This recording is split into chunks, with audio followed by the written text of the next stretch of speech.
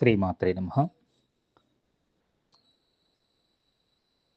October 18వ తేదీ శనివారం అనగా ఈరోజు మధ్యాహ్నం 1 వరకు ద్వాదశి ఉంటుంది. ఆ తర్వాత త్రయోదశి వస్తుంది.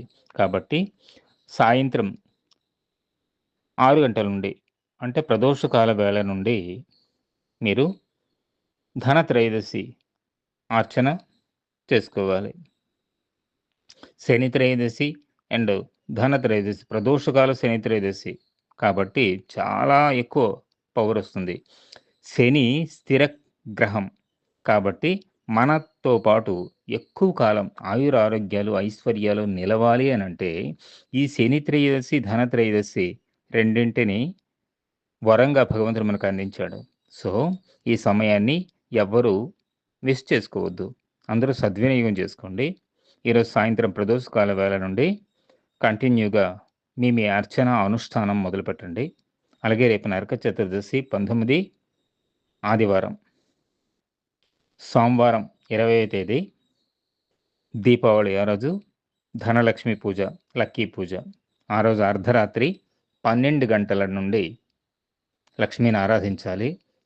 అంటే రాత్రి 11 గంటల నుండి 1 గంట వరకు ఈ మధ్యకాలంలో ఎస్పెషల్లీ ఏకాగ్రతతో 11 నుండి 1 గంట వరకు 2 గంటల కాలం ఏకాగ్రతతో ఎలాంటి డిస్టర్బెన్స్ లేకుండా మనసుని లక్ష్మీదేవి పాదపద్మాలందు నిలిపి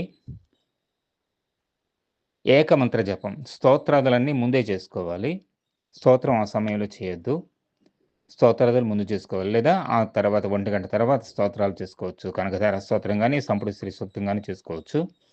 కాకపోతే ఆ సమయంలో 2 గంటల కాలం శ్రద్ధగా కమలే కమలాలయే ప్రసీద ప్రసీద అనే మంత్రం ఏదైతే చెప్పబడిందో అది శ్రద్ధగా మీరు చెప్పండి. ఆ మంత్రాన్ని మరొకసారి మీ ముందు ఉంచుతున్నాను. ఓం శ్రీం హ్రీం శ్రీం కమలే కమలాలయే ప్రసీద ప్రసీద. శ్రీం హ్రీం శ్రీం ఓం శ్రీ మహాలక్ష్మీదేవ్యై నమః. ఓం శ్రీం హ్రీం శ్రీం కమలే కమలాలయే ప్రసీద ప్రసీద. శ్రీం హ్రీం శ్రీం ఓం శ్రీ మహాలక్ష్మీదేవ్యై నమః.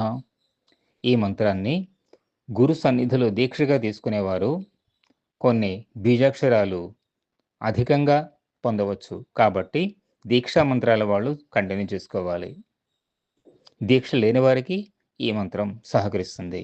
దీన్ని శ్రద్ధ, భక్తి, విశ్వాసాలతో జపిస్తే తప్పకుండా ఈ సంవత్సరం నుండి మీరు ఆర్థిక అభివృద్ధిని చూడగలుగుతారు. శ్రీమాత్రే నమః.